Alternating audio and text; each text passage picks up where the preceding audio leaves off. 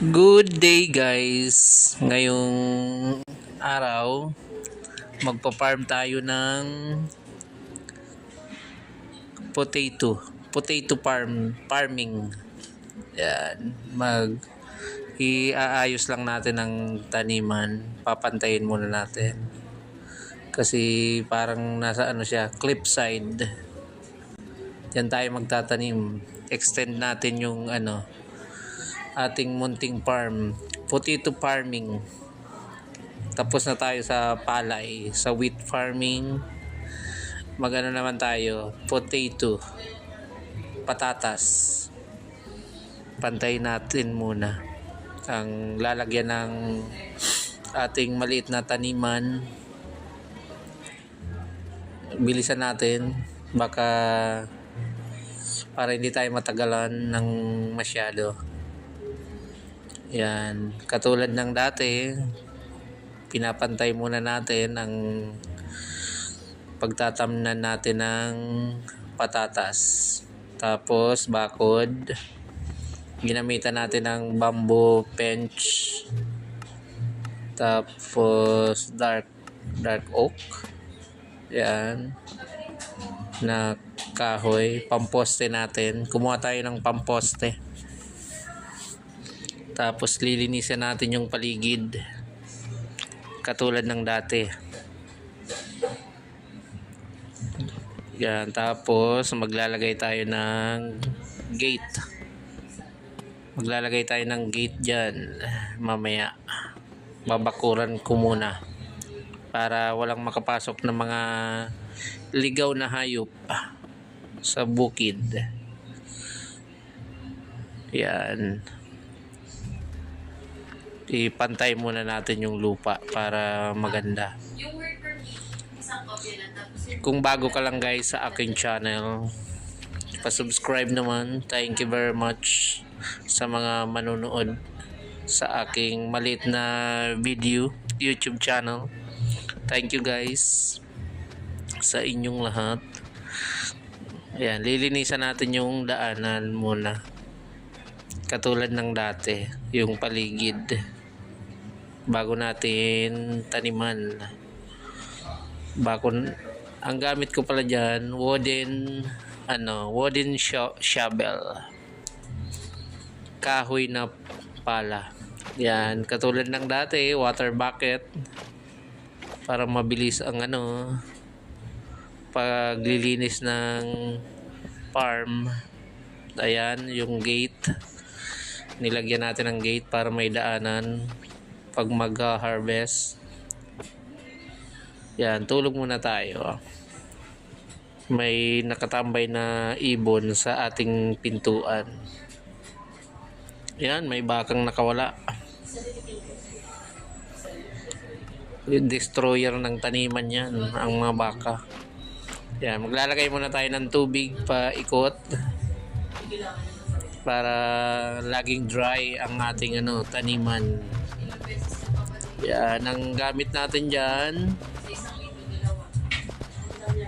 stone hoe, para na tayo, nasa stone age na tayo mga guys.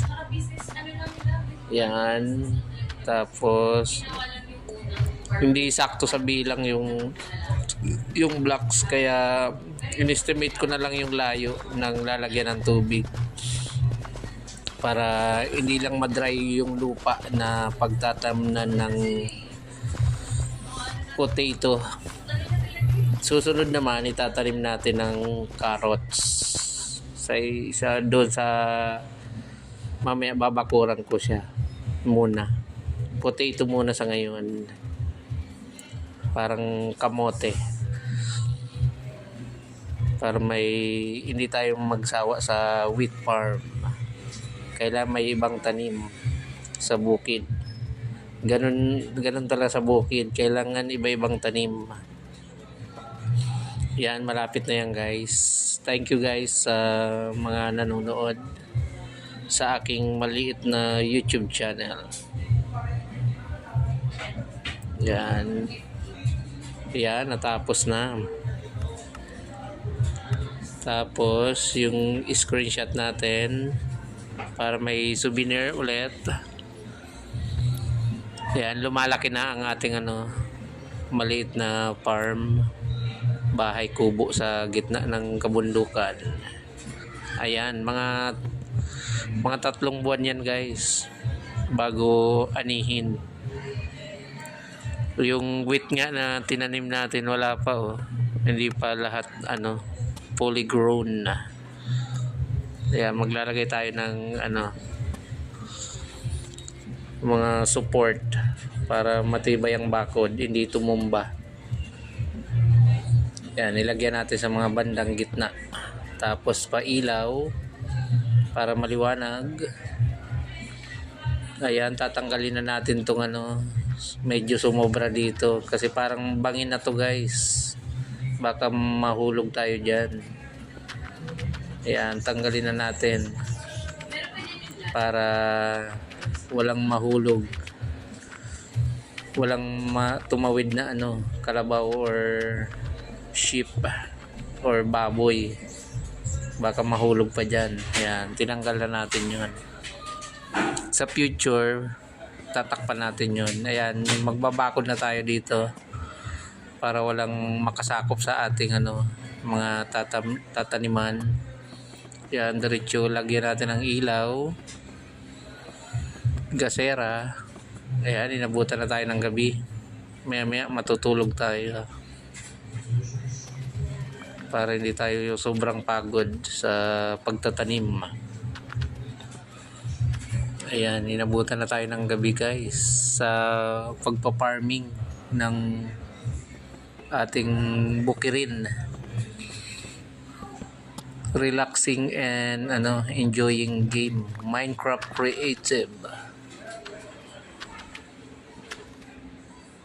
creative farming. Ayan, sa susunod naman yan guys, natin tataniman ng carrots tsaka beetroot seeds. Ayan, pagsasabayin ko yung dalawa, babakuran ko muna sa ngayon. Ayan, katulad water bucket, mas mabilis maglinis ng farm. Water bucket ulit para malinis ang ire-ready lang natin yung farm para sa susunod na pagtanim uhukayin na lang natin, sabay tanim ng carrots. Ayan, gabi na. Maglalagay tayo ng daanan dyan maya. Ayan, tinry kong sakyan yung yung kabayo na ligaw. Sinipa lang ako. Ayan na. Nilagyan ko na ng 2 gate. Linisan na natin yung gilid hanggang sa mapagod tayo. Ayan. Pero susunod na naman natin yan tataniman. Yan, linisan natin yung paikot ng bahay. Madami ng damo. Tapos may mga nasirang fence gate. Repair natin. Tapos yung papagandahin ko ng konti yung bahay kubo maya. Ayan, lumalaki ng ating farm. Screenshot natin for my souvenir. Tulog ulit tayo guys. Maya. Repairin muna natin yung mga nasira ng bagyo. Pati yung ibang bintana na nasira guys. Siguro yung malakas na ulan, dumaan na yung bagyo. Pati yung halaman natin dito nasira. Inabot na tayo ng umaga. Hindi na tayo natulog. Nagpuyat na tayo sa sa pag-aayos ng ating bahay kubo. Pagkatapos nating magtanim ng potato. Ayan. Dagdag design lang yan guys sa ating bahay kubo. Pati yung bubong mamaya, papagandahin natin. Yan. Para probinsyang probinsya. May konting decoration. Yan, paikot yan guys. May kunwari may design para hindi boring. Ayan, pati dyan sa harap lalagyan natin. Thank you guys sa mga nanood. Plano ko kasing ito yung ipagpatuloy natin sa vlog. Itong maliit na bahay kubo. Palakihin natin ng palakihin hanggang sa mga susunod na ating pagbablog. Tingnan natin kung saan tayo makakaabot. Ayan, tapos yung paligid kunwari nakabuhos ng semento, linagyan natin ng bato para matibay ang pundasyon, para dagdag design na rin. Ayan. Ayan, para maganda kasi parang cobblestone sa paikot. Parang maganda sa design ng ating bahay kubo. Pati yung bubong mamaya lalagyan natin ng konting design. Yan, unti-unting gumaganda ang ating bahay kubo. May lumitaw na wandering trader. Lalagyan natin ng mga gate para hindi makapasok ang mga yan, paglalabas tayo pala may dadaanan tayo na hindi natin winawasak yung bakod, hindi tayo mag over the bakod. Ayan, pati yung bubong lagyan natin ng konting design. Ganyan pa rin, bamboo planks ang gagamitin natin. Yan, parang may patusok, bahay ng tribo. Parang maganda yung ganitong style, parang gilid siya ng tribong style nito. Tapos parang may ipit sa taas yung bubong. Yan, nilagyan natin ng bubong. Parang siya, para hindi siya tangayin ng hangin. Ayan, cute size. Parang gumanda konti yung natin, bahay kubo. Made by bamboo and kahoy. Yan guys, gabi na. Natapos din tayo. Thank you guys. Ganda rin guys ng sunset sa ating bukirin. Next video ulit guys. Thank you very much sa inyong walang sawang panonood sa ating bahay kubo Minecraft creative farming. Good night guys. Thank you very much. Next video ulit. Bye bye.